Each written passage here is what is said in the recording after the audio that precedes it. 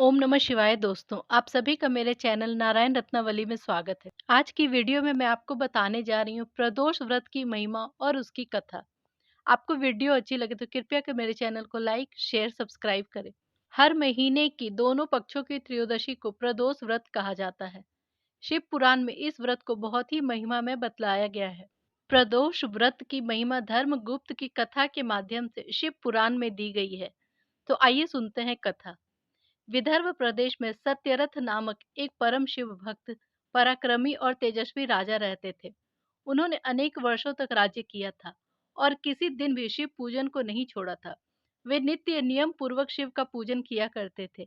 एक बार शल्य देश के राजा ने कुछ अन्य राजाओं के साथ मिलकर विदर्भ नरेश पर चढ़ाई कर दी। एक सप्ताह तक घमासान युद्ध होता रहा। अंत में राजा सत्यरथ को पराजय का मुंह देखना पड़ा। वे राज्य छोड़कर वन में चले गए। शत्रुओं ने नगर में प्रवेश कर लिया। जब यह समाचार रानी को मालूम हुआ तो उन्होंने भी चुपके से महल से निकलकर जंगल का रास्ता ले लिया। रानी राजमहलों को छोड़कर अनेक प्रकार के कष्टों को सहती हुई जंगल में आगे बढ़ती जा रही थी।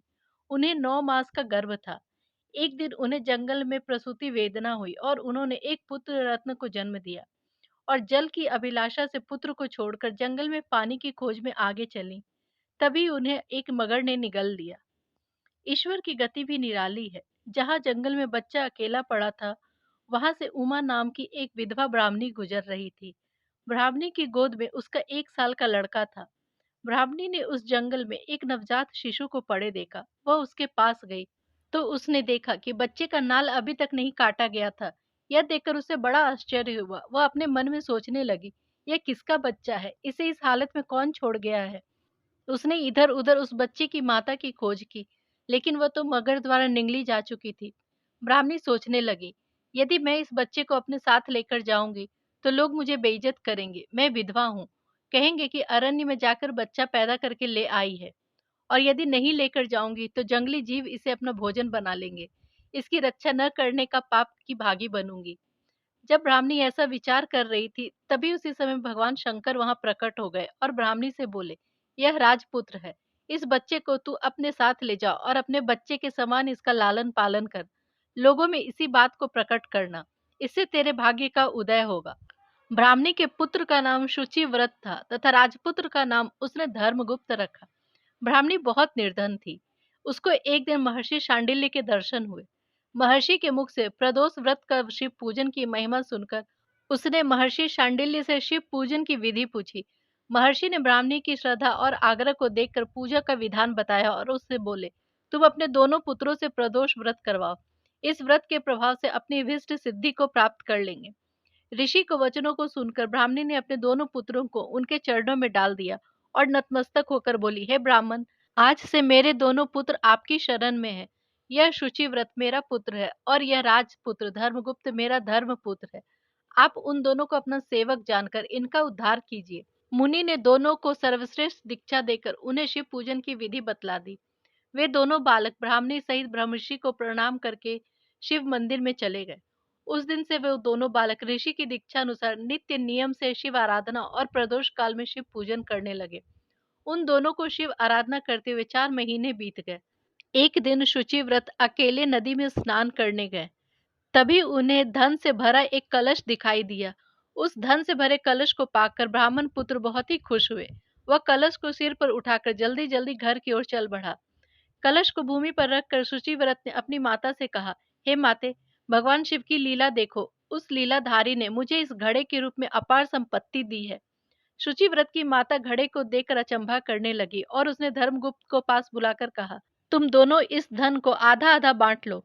माता की बात सुनकर शुचिव्रत बहुत ही प्रसन्न हुआ, लेकिन राजपुत्र धर्मगुप्त ने इस कार्य में अपनी असहमति प्रकट की और कहा, हे माते, यह धन भाई शुचिव्रत को उसके पुण्य से प्राप्त हुआ है। मैं इसमें किसी प्रकार का हिस्सा लेना नहीं चाहता, क्योंकि मानव अपने किए हुए कर्मों का फल स्वयं ही भोगता है। शिव पूजन करते हुए उन दोनों को एक ही घर में 1 वर्ष बीत गया। एक दिन धर्मगुप्त शुचि व्रत के साथ वन विहार करने के लिए गया। वे दोनों वन में काफी आगे निकल गए। उस वन में हजारों गंधर्व कन्याएं क्रीड़ा करती दिखाई पड़ी। ब्राह्मणी पुत्र उन कन्याओं को देखकर धर्मगुप्त से बोला, भाई, यहाँ पर कन्याएं विहार कर रही हैं, इसलिए हम दोनों को आगे न जाकर वापस लौट जाना चाहिए। लेकिन राजपुत्र ने उसकी बातों पर कोई ध्यान नहीं दिया और आगे बढ़ता गया। उन गंधर्व कन्याओं में प्रधान सुंदरी कन्या धर्मगुप्त को देखकर सोचने लगी, यह सुंदर युवक कौन है? उस कुमार से परिचय प्राप्त करने के उद्देश्य से परम सुंदरी ने अपनी सखियों से कहा, सखियों, तुम पास के वन में जाकर अशोक, मौलसरी आदि के ताजे फूल लेकर आओ, तब तक मैं तुम्हारी प्रतीक्षा करती हूँ। उनके चले जाने के बाद वह सुंदरी धर्मगुप्त को देखने लगी और उससे पूछा, हे कामदेव के समान सुंदर युवक, तुम कौन हो और यहाँ क्यों आए हो? धर्मगुप्त ने कहा, मैं विदर्भ देश के राजा का पुत्र हूँ। मेरे माता पिता दोनों का स्वर्गवास हो गया है। शत्रुओं ने मेरे राज्य को छीन लिया है। अपना परिचय देकर धर्मगुप्त ने पूछा, आप कौन हैं? किसकी पुत्री हैं? इस वन में क्यों आई हैं? आप मुझसे क्या चाहती हैं? वह सुंदरी बोली, मैं विद्रविक नामक गंधर्व कन्या हूँ। मेरा नाम अंशुमति है। मैं आपको देखकर आपसे बातचीत करने के उद्देश्य से ही सखियों का साथ छोड़कर यहाँ अकेली रह गई हूँ। मैं आपको पति रूप में पाना चाहती हूँ।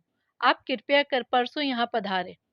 गंधर्व कन्या ऐसा कहकर अपनी सखियों के पास चली गई और धर्मगुप्त भी शुचिव्रत के पास चला आया और उसने वहां का सारा किस्सा सुनाया। इसके बाद दोनों घर को लौट गए और वहां पहुंचकर यह सब किस्सा ब्राह्मणी को बताया। उनकी बातें सुनकर ब्राह्मणी बहुत खुश हुई। जिस दिन के लिए गंधर्व कन्या ने आने को कहा था, उसी दिन निश्चित समय पर धर्मगुप्त शुचिव्रत को लेकर उसी वन में जा पहुंचा।